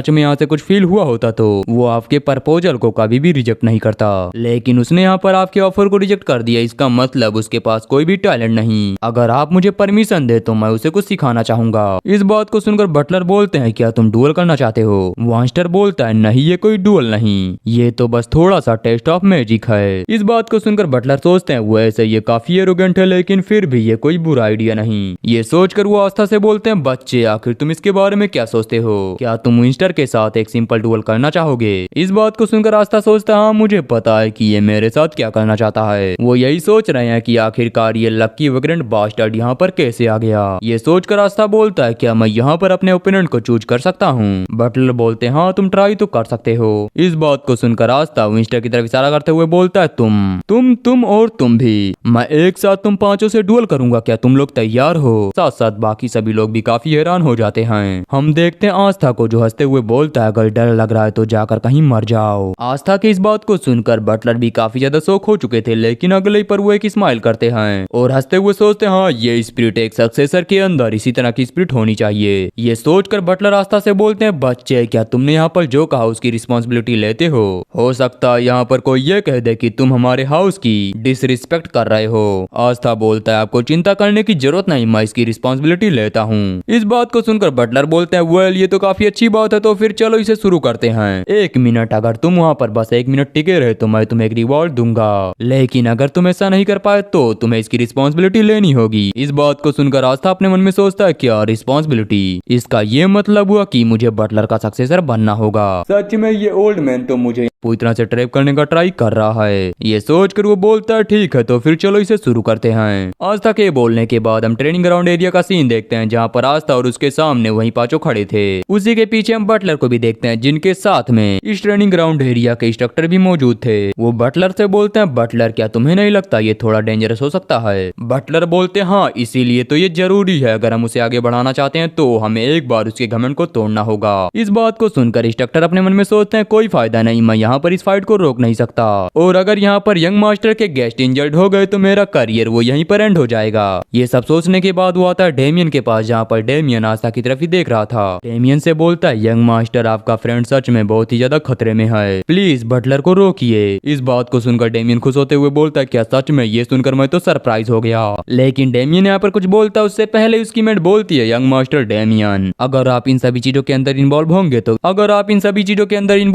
तो लेडी गामो आपको डांटेंगी। इस बात को सुनकर डेमियन मुंह फुलाते हुए बोलते हैं डैम इट। इसके बाद हम देखते हैं बटलर को जो कि इंस्ट्रक्टर से बोल रहे थे इंस्ट्रक्टर आखिर तुम क्या कर रहे हो, चलो जल्दी से मैच शुरू करो। इंस्ट्रक्टर बेचारा रोते हुए बोलता है हाँ बिल्कुल मैं भी करता हूँ। ये बोलकर वो अपने मन में सोचता है ऑर्डर तो ऑर्डर होता है, मैं अपना बेस्ट ट्राई करूंगा। उसके ये सोचने के बाद हम देखते हैं डेमियन की मेड को जो वहाँ से जाते हुए बोलती है मैं जल्दी वापस आ जाऊंगी यंग मास्टर, तो आप मेरा वेट करना। उसे यहाँ से जाता देख डेमियन हंसते हुए बोलते हैं हाँ बिल्कुल मैं समझ गया। फिर इसके बाद हम एरिना के अंदर का सीन देखते हैं, तुम इसे एरिना ही बोल सकते हो, जहाँ पर इंस्ट्रक्टर बोलते हैं तो फिर मैं पहले तुम सभी को रूल एक्सप्लेन कर दूं। ये एक डुअल है जहाँ पर तुम लोग बारी बारी करके फाइट करोगे। साइड से बटलर बोलते हैं नहीं इसे सभी के लिए फ्री कर दो। इंस्ट्रक्टर बोलते हैं ठीक है। फिर वो सभी को बताते हैं ये डुअल पूरी तरह से फ्री है और ये डुअल तब तक जारी रहेगा जब तक तुम दोनों साइड में से सभी लोग सरेंडर नहीं कर देते। हालांकि अगर मुझे कोई प्रॉब्लम दिखी तो मैं डुअल को रोक दूंगा, इसलिए तुम लोग मेरी बात को याद रखना। इंस्ट्रक्टर के ये बोलने के बाद हम देखते हैं आस्था को और उसी के सामने बाकी पांचों को, जहाँ पर विंस्टर आस्था को देखते हुए सोचता है ये वेग्रेंट ब्रेट यंग मास्टर और बटलर को तुम्हारे ऊपर दया आ सकती है, लेकिन तुम ये मत सोचना कि दुनिया के अंदर हर कोई उन्हीं के जैसा होगा।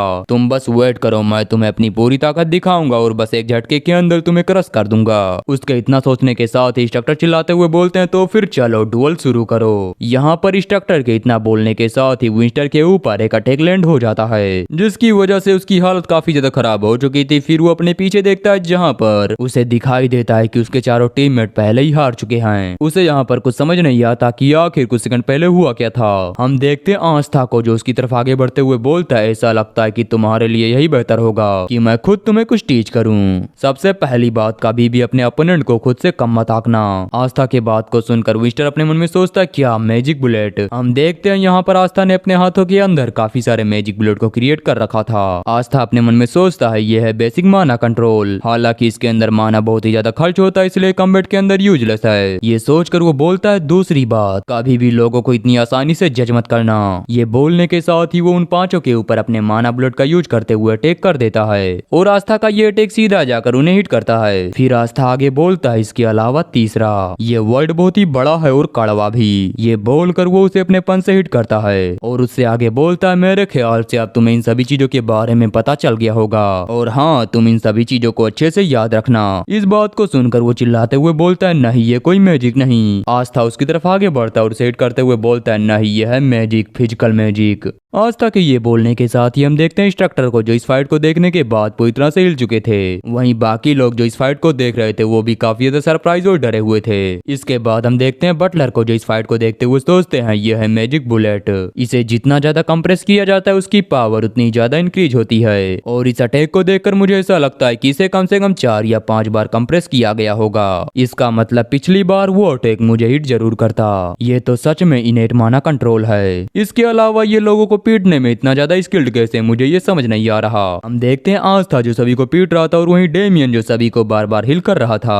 इसके बाद हम देखते हैं बटलर को जिसे कोई बुलाता है अल्फ्रेडो। इस आवाज को सुनने के साथ ही बटलर काफी हैरान होकर पीछे देखते हैं। तब उन्हें दिखाई देती है इस फैमिली की हेड लेडी गोमो जो कि पर्सनली यहाँ पर आई हैं और उन्हें यहाँ पर लाने वाली कोई और नहीं बल्कि वो है डेमियन की मेड। लेडी गोमो को यहाँ पर देखकर इंस्ट्रक्टर सोचता है क्या लेडी गोमो यहाँ पर हैं। सच में ये काफी अच्छी बात है, चलो कम से कम अब मैं बच गया। इंस्ट्रक्टर के ये सोचने के साथ ही हम देखते हैं लेडी गोमो को जो कि बटलर से बोलती है आखिरकार यहाँ पर क्या हुआ। बटलर बोलते हैं नहीं कुछ खास नहीं, यहाँ पर बस एक नॉर्मल सा टेस्ट हो रहा है। इस बात को सुनकर लेडी गोमो बोलती है क्या एक टेस्ट। फिर वो आस्था की तरफ देखती है जहाँ पर उसने सभी को बहुत ही बुरी तरह से पीट रखा था। वो इसे देखते हुए बोलती है क्या तुम इसे टेस्ट कहते हो। फिर वो डेमियन से बोलती है डेमियन आखिर तुम ये क्या कर रहे हो। इसके अलावा बटलर तुम सभी को इकट्ठा करो और यहाँ से ले जाओ और डेमियन तुम तुरंत यहाँ से अपने कमरे के अंदर लौटो और हाँ एस्टर तुम भी अपने कमरे में लौट जाओ। इसके अलावा इंस्ट्रक्टर रनफीट। इंस्ट्रक्टर बोलते हैं माय लेडी मैंने इन्हें अपनी तरफ से रोकने का पूरा ट्राई किया। लेडी गामो बोलती है यू आर फायर। उनके इतना बोलने के साथ ही हमारा सीन शिफ्ट होता है। हम आधी रात का सीन देखते हैं जहाँ पर लेडी गामो बोलती है अल्फ्रेडो मुझे पता है तुम वहाँ पर क्या करना चाहते थे लेकिन सच में इस बार तो तुमने हद ही पार कर दी। बटलर बोलते हैं मुझे माफ करिए लेडी गामो मैंने अपने ऊपर से कंट्रोल खो दिया था। आप मुझे जो भी पनिशमेंट देंगी वो मुझे एक्सेप्ट है। लेडी गामो बोलती है नहीं ये ठीक है, वैसे मैंने सुना है एस्टर और बाकी ट्रेनीज वो आपस में बहस कर रहे थे तो फिर क्या डेमियन ने उसकी मदद की। बटलर बोलते हैं नहीं उन्होंने ऐसा कुछ भी नहीं किया। इसके अलावा वो बच्चा सच में लोगों को पीटने में काफी इनक्रेडिबल है और हाँ वो मैजिकल बुलेट जिसके बारे में मैंने आपको पहले बताया था उसने आज इस पार मैच के अंदर भी उसी का यूज किया लेकिन उसने कम से कम 4 या 5 बार उसे कंप्रेस किया होगा जिसकी वजह से उसकी पावर काफी इंक्रीज हो गई। इस बात को सुनकर लेडी गामो बोलती है इसका मतलब माना के ऊपर उसका कंट्रोल काफी बढ़िया है। मैंने उस मैच को नहीं देखा लेकिन मुझे ऐसा लगता है कि वो सच में काफी इंटरेस्टिंग रहा होगा। उसने अकेले ही 5 ट्रेनीज को डिफीट कर दिया, वो भी सिर्फ और सिर्फ एक मैजिक बुलेट का यूज करते हुए। कोई भी मैजिशियन कितना भी स्ट्रॉन्ग क्यों ना हो लेकिन प्योर माना को इस तरह से हैंडल करना बहुत ही ज्यादा मुश्किल होता है। वो बटलर से आगे पूछती है उसने तुम्हारे सक्सेसर प्रपोजल के बारे में क्या कहा। बटलर बोलते हैं वेल उसने उसे काफी बुरी तरह से रिजेक्ट कर दिया। लेडी गामो बोलती है ओ आई सी, एस्टर को यहाँ पर लेकर आओ। ये बोलकर वो सोचती है मुझे वापस से एस्टर को अच्छे से मूल्यांकन करना होगा और उसके बारे में अच्छे से सब कुछ पता करना होगा। उनके इतना सोचने के साथ ही हमारा सीन शिफ्ट होता है। हम थोड़ी देर बाद का सीन देखते हैं जहाँ पर बटलर आस्था को लेडी गामो के पास ले आए हैं। इसके बाद हम लेडी गामो के रूम का सीन देखते हैं जहाँ पर उनके बगल में डेमियन बैठा हुआ था और वो भुक्कड़ की तरह बस कुकीज खा रहा था। आस्था को यहाँ पर देखकर लेडी गामो बोलती है एस्टर तो तुम यहाँ पर आ गए, चलो आ जाओ बैठो हम लोग आराम से बात करते हैं। उनके बात को सुनकर आस्था बैठते हुए बोलता है मैंने सुना कि आपने मुझे बुलाया।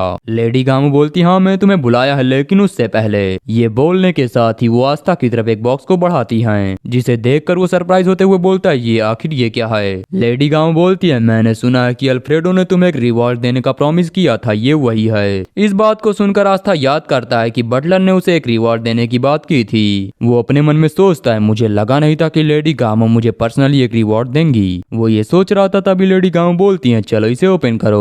उनके बात को सुनकर आस्था उसे ओपन करता है और उसके ऐसा करने के साथ ही हम देखते हैं उस बॉक्स के अंदर से काफी ज्यादा गोल्डन लाइट बाहर निकल रही थी। और फिर इसके बाद हम उस बॉक्स के अंदर देखते हैं हाई ग्रेड के पिल को।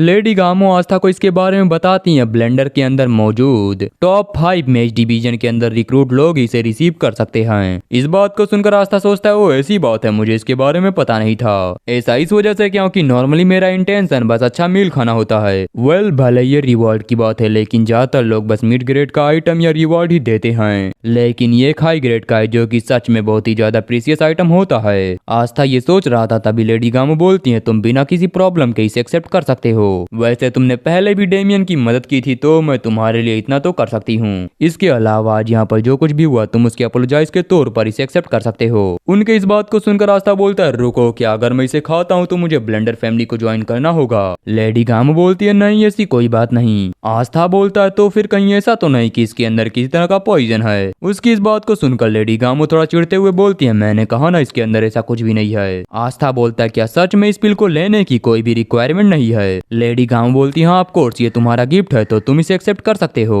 इस बात को सुनकर आस्था उस बॉक्स को बंद करते हुए बोलता है इसके लिए आपका बहुत बहुत थैंक्स। लेडी गामो बोलती है नहीं कोई बात नहीं। हम देखते हैं आस्था को जो हंसते हुए सोचता है ये तो सच में अनएक्सपेक्टेड है। उसके ये सोचने के साथ ही लेडी गामो बोलती है इसके अलावा मेरे पास तुम्हारे लिए एक प्रपोजल है जो कि मैं यहाँ तुम्हारे सामने रखना चाहती हूँ एस्टर। फिर वो डेमियन के सर पर अपना हाथ रखते हुए आगे बोलती है एस्टर मैं तुम्हारे लिए एकेडमी के अंदर जाने की प्रिपरेशन करूंगी, क्या तुम डेमियन के साथ मिलकर एकेडमी को अटेंड करना चाहोगे। इस बात को सुनकर आस्था बोलता है क्या एकेडमी। लेडी गामो बोलती हाँ बिल्कुल, मैं डेमियन को लास्ट ईयर से ही एकेडमी के अंदर भेजना चाहती थी लेकिन ये एकेडमी के अंदर जाने के लिए तैयार नहीं। ये हर बार भाग जाता है और मुझे यकीन अगर मैंने इसे ज्यादा फोर्स किया तो वो इस बार की तरह भाग जाएगा। इसलिए डेमियन मैं ये चाहती हूँ कि तुम भी इसके साथ जाओ क्योंकि मुझे यकीन है ये तुम्हारे साथ जरूर जाएगा। डेमियन बोलता हाँ बिल्कुल अगर वहाँ पर मेरा फ्रेंड जाएगा तो मैं जरूर जाऊंगा, मुझे इसके अंदर कोई भी प्रॉब्लम नहीं। इस बात को सुनकर आस्था अपने मन में सोचता है खैर ये बात एक सेंस बनाती है। अगर ये लोग डेमियन को उस एकेडमी के अंदर जाने के लिए फोर्स करेंगे तो वो वापस से भाग जाएगा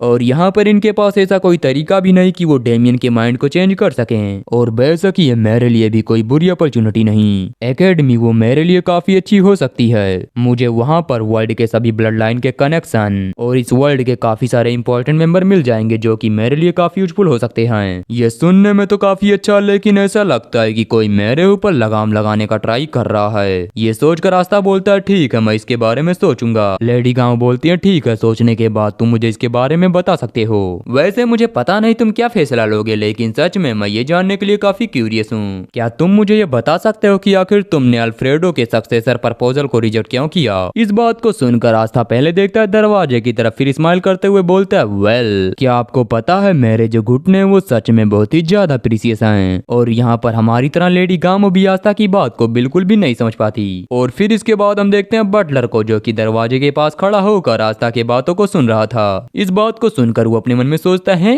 आखिर इस बच्चे के बात का मतलब क्या है। यहीं से हमारा सीन शिफ्ट होता है अगले दिन दिन सुबह का सीन देखते हैं जहाँ पर आस्था एक गहरी सांस लेता है और वो बेसिकली यहाँ पर अपनी ट्रेनिंग कर रहा है। वो ट्रेनिंग करते हुए सोचता है, अगर मैं ध्यान से सोचूं तो वो पीले एक टॉप ग्रेड के प्रोडक्ट में से एक है। यहाँ तक कि उसके बस 10% पावर को एब्जॉर्ब करने की वजह से मेरा माना इतना ज्यादा इंक्रीज हो गया और शायद मेरी फिजिक फ्लेम बढ़ने की वजह से चेंज होने के कारण नॉर्मली स्पिरिट को एब्जॉर्ब करने पर जो इम्प्योरिटी मिलती है, अब मेरी बॉडी के अंदर ऐसा कुछ भी नहीं हो रहा, यानी बिल्कुल भी इम्प्योरिटी नहीं जा रही। ये तो सच में मेरे एक्सपेक्टेशन से कहीं ज्यादा है। खैर, अगर मैं एकेडमी की बात करूं तो मैंने पहले इस बारे में सोचा है, लेकिन मेरा आंसर पहले से ही डिसाइड है। अगर मैं एकेडमी के अंदर चला जाऊं तो मुझे उससे काफी सारे फायदे होंगे। वहां पर मुझे काफी सारे फायदे होंगे, लेकिन अभी भी मुझे ऐसा लग रहा है जैसे मैं किसी जाल के अंदर फंसता हुआ जा रहा हूँ। क्या मुझे इस प्लेस के अंदर से दौड़कर भाग जाना चाहिए? आस्था जब ये सब बात सोच रहा था तभी उसके पीछे से एक आवाज आती है, क्या तुम ही वो पर्सन हो जिसे एस्टर कहा जाता है? हम देखते हैं आस्था के पीछे एक पर्सन को जो कि यहाँ पर उसी से मिलने के लिए आया है। आस्था उसे देखते हुए सोचता है, प्लेटिनम ब्लोंड हियर, आखिर ये कौन है? डायरेक्ट ब्लड लाइन में से तो केवल डेमियन है। हाँ, ऐसा हो सकता है कि वो उनका कोई रिलेटिव हो। मुझे समझ नहीं आ रहा आखिर इस फैमिली के ऊपर हमेशा इतनी ज्यादा प्रॉब्लम क्यों होती है। ये सब सोचकर आस्था बोलता है, क्या एस्टर? नहीं, वो मैं नहीं हूँ। इस बात को सुनकर वो पर्सन सरप्राइज होते हुए बोलता है, रुको, क्या तुम नहीं हो? गंदे ग्रे हियर, और तुम्हारी आंखों में वो हल्की सी जेलसी भी है। वो सभी चीजें तुमसे ही मेल खाती हैं, लेकिन तुम बोल रहे हो कि तुम वो नहीं हो। इस बात को सुनकर आस्था सोचता है, आखिर ये पर्सन है कौन? क्या मैं इससे पहले भी मिला हूँ? ये सोचकर वो अपने हियर की तरफ इशारा करते हुए बोलता है, देखो, लाइट में आने की वजह से हियर का कलर चेंज हो जाता है। फिर वो एक प्यारा सा फेस बनाते हुए बोलता है, देखो, मेरी आंखों को देखो, क्या तुम्हें लगता है इन आइज के साथ किसी को मेरी वजह से प्रॉब्लम होगी? इस बात को सुनकर वो पर्सन आस्था को अजीब से घूरते हुए बोलता है, वेल हाँ, तुम्हारी बात तो सही है, तो फिर ठीक है, मैं यहाँ से चलता हूँ। वैसे तुम दिखने में काफी काइंड हो। हम देखते हैं आस्था को जो कि उसे बाय करने के बजाय अपनी मिडिल फिंगर दिखा रहा था। फिर इसके बाद हम देखते हैं बटलर को जो कि दौड़ के आस्था के पास आते हैं और रोते हुए बोलते हैं, यंग मास्टर नहीं एस्टर, मैं यहाँ पर अपनी मिसअंडरस्टैंडिंग को क्लियर करने के लिए आया हूँ। मैंने तुम्हें कल रात ये बात नहीं बताई, इसी वजह से मैं पूरी रात सो नहीं पाया। अगर तुम बटलर भी बन जाते हो तो तुम्हें कोई ऐसा काम नहीं करना पड़ेगा जिसकी वजह से तुम्हारे घुटनों को कोई प्रॉब्लम हो। ये सच में एक मिसअंडरस्टैंडिंग है, तुम मेरी बात समझो। बटलर के ये बोलने के बाद हम देखते हैं आस्था को जो कि स्माइल कर रहा था। वो स्माइल करते हुए देखता है अपने सामने की तरफ, जहाँ पर उसे दिखाई देता है वही पर्सन जो कि आस्था को घूर घूर के देख रहा था। उसे देखते हुए आस्था सोचता है, धत तेरे की, सब कुछ खत्म हो गया। वो चिल्लाते हुए बोलता है, तुम्हारी आंखें बिल्कुल वैसी ही हैं जैसी एक मरी हुई गोब्लिन की होती हैं। आस्था बोलता है, हाँ हाँ, तुमने मुझे पकड़ लिया। वो आगे चिल्लाते हुए बोलता है, तुम्हारी हिम्मत कैसे हुई मुझसे झूठ बोलने की? तुम तो बिल्कुल ही बेशरम हो। ये सब बातें बोलने के साथ ही उसकी नजर पड़ती है बटलर के ऊपर, जहाँ पर वो घूर घूर के उसे ही देख रहे थे। इस चीज को देखकर वो थोड़ा शांत हो जाता है और वहाँ से जाते हुए बोलता है, मैं तुम्हें अभी के लिए छोड़ रहा हूँ, लेकिन बाद में मेज हॉल के अंदर आ जाना, मैं तुम्हारी इस एटीट्यूड को वहीं पर फिक्स करूंगा। इस बात को सुनकर आस्था बोलता, हाँ बिल्कुल, मैं आ जाऊंगा। उसके यहाँ से जाने के बाद बटलर आस्था से बोलते हैं, क्या कुछ गड़बड़ है? आस्था बोलता है, नहीं, कुछ सीरियस नहीं। ये बोलकर वो सोचता है, वैसे भी ये पर्सन अच्छे मूड में नहीं है, तो इसका यहाँ से जाना ही बेहतर होगा। मैं तुमसे बाद में मिलूंगा बच्चे। ये सोचने के बाद आस्था बटलर से बोलता है, हेड बटलर, क्या मैं अभी तुरंत मैडम से मिल सकता हूँ? उसके इतना बोलने के साथ ही हमारा सीन शिफ्ट होता है। हम देखते हैं लेडी गामो के रूम का सीन, जहाँ पर वो एक डॉक्यूमेंट को चेक करते हुए बोलती है, एस्टर, तुम अंदर आ सकते हो। खैर, तुमने इतनी सुबह सुबह मुझसे मीटिंग करने का फैसला लिया, क्या मैं रीजन जान सकती हूँ? उनके बात को सुनकर आस्था बोलता, हाँ मैडम, बिल्कुल, मैं एकेडमी के अंदर इनरोल करूंगा। इस बात को सुनकर वो काफी हैरान हो जाती है, फिर स्माइल करते हुए बोलती है, सच में मैं काफी सरप्राइज हो गई। मुझे लगा नहीं था कि तुम अपना फैसला मुझे इतनी जल्दी सुनाओगे। वेल, जबकि तुमने ये फैसला ले लिया तो फिर ठीक है, हम जल्दी एकेडमी के अंदर जाने की प्रिपरेशन करेंगे, और हाँ, तब तक के लिए तुम आराम कर सकते हो। इस बात को सुनकर आस्था बोलता है, मेरी बात को सुनने के लिए आपका बहुत बहुत थैंक। ये बोलकर वो यहाँ से निकल जाता है। उसके यहाँ से जाने के बाद धीरे से गेट ओपन होता है, जिसके अंदर से बाहर आते हैं बटलर। अंदर आने के साथ ही वो बोलते हैं, मैडम, वो बच्चा आखिर उसका क्या हुआ? लेडी गाम बोलती है, हाँ, उसने मेरे प्रपोजल को एक्सेप्ट कर लिया। इस बात को सुनकर बटलर खुश होते हुए बोलते हैं, हुर्रे, जैसा कि मुझे उम्मीद थी, वो बच्चा सच में अमेजिंग है। उसका जुनून मुझे उसकी आंखों के अंदर साफ साफ दिखाई दे रहा था। और आपको चिंता करने की जरूरत नहीं, जो सेमेस्टर बीत चुका है हम उसे भी कवर कर लेंगे। लेकिन मुझे समझ नहीं आ रहा आखिरकार अगले सेमेस्टर का क्या होगा। ग्रे जोन्स या एक वेग्रेंट के लिए ट्यूशन या फिर बुक को पढ़ना बहुत ही ज्यादा मुश्किल होने वाला है। जब उसे सेमेस्टर के बारे में पता चलेगा तब वो काफी ज्यादा परेशान हो जाएगा, लेकिन आपको चिंता करने की जरूरत नहीं। उसी समय वहाँ से बाहर आएगा एक हेल्पिंग हैंड जो कि उसकी मदद करेगा, और वो कोई और नहीं बल्कि वो होगा अल्फ्रेडो। अल्फ्रेडो की इन सब बकवास को सुनकर लेडी गांव बोलती है, अल्फ्रेडो तुम सच में बहुत ही ज्यादा बोलते हो। अल्फ्रेडो बोलता है, वो मुझे माफ करना, मैं थोड़ा बहक गया था। वेल अब मील का टाइम हो गया तो मैं जा रहा हूँ किचन के अंदर। बटलर के इन सब बातों को सुनकर लेडी गामो सोचती है, मुझे समझ में आ गया कि आखिरकार अल्फ्रेडो इतना खुश क्यों है। कई बार अपना प्रपोजल रिजेक्ट होता देख वो काफी दुखी हो गया था, लेकिन फाइनली अब उसे एक चांस मिला है। इसका ये मतलब हुआ कि एकेडमी के अंदर जाने का प्रपोजल थोड़ा बुरा प्लान हो सकता है। उनके ये सोचने के बाद हम देखते हैं बटलर को, जो कि काफी खुश होकर किचन की तरफ जा रहा था। फिर यहीं से हमारा सीन शिफ्ट होता है, हम देखते हैं आस्था का सीन, जो कि कहीं पर आया था। वो अपने सामने एक बड़े टावर को देखते हुए सोचता है, ये है मेज हॉल, अब मुझे इसके अंदर उस पहले वाले बेवकूफ को ढूंढना होगा। ये सोचने के साथ ही आस्था गेट को ओपन करता है और उसके ऐसा करने के साथ ही उसे अपने सामने दिखाई देता है एक पर्सन, जो कि उससे बोल रहा था कि तुम यहाँ पर क्या लेकर आए हो। इस बात को सुनकर आस्था सोचता है, मैं उसका नाम तो नहीं जानता, लेकिन मेरे पास एक आइडिया है। ये सोचकर आस्था उसे पहले वाले पर्सन के बारे में बताता है। आस्था के बात को सुनकर सामने खड़ा पर्सन बोलता है, ओ तो तुम वही हो, मैं तुम्हारा ही वेट कर रहा था, प्लीज मुझे फॉलो करो। ये बोलने के बाद वो आस्था को एक रूम के सामने लेकर आता है, फिर उसे इशारा करते हुए बोलता है, ठीक है तुम अंदर जा सकते हो, और हाँ गेट को ओपन करने के बाद अपना ख्याल रखना। आस्था यहाँ पर उसकी बात को ठीक से समझ नहीं पाता, लेकिन फिर भी वो गेट को ओपन करता है और रूम के अंदर जाता है। रूम के अंदर जाने के साथ ही उसे वहाँ पर दिखाई देते हैं काफी सारे पेपर, जो कि हवा में उड़ रहे थे, और इस रूम के अंदर काफी ज्यादा धूल भी थी। वो खांसते हुए सोचता है, तो उसका ये मतलब था। आस्था के सोचने के साथ ही हम उसके सामने एक पर्सन को देखते हैं, जो बोलता है, मुझे तुमसे मिलकर काफी अच्छा लगा, मैं हूँ वान वेलेंडोर, तुम यहाँ पर मेरे छोटे भाई से मिलने के लिए आए थे ना। इस बात को सुनकर आस्था सरप्राइज होते हुए बोलता है, क्या छोटा भाई? ये बोलकर वो सोचता है, क्या उस बास्टर्ड ने यहाँ पर अपने भाई को भी बुला लिया? तो आस्था के इतना सोचने के साथ ही हमारा आज का एपिसोड यहीं पर एंड होता है। हम नेक्स्ट एपिसोड में देखेंगे कि आस्था एकेडमी के अंदर जाकर वहाँ पर क्या क्या करेगा। वेल तब तक के लिए बाय बाय, मिलते हैं नेक्स्ट एपिसोड में।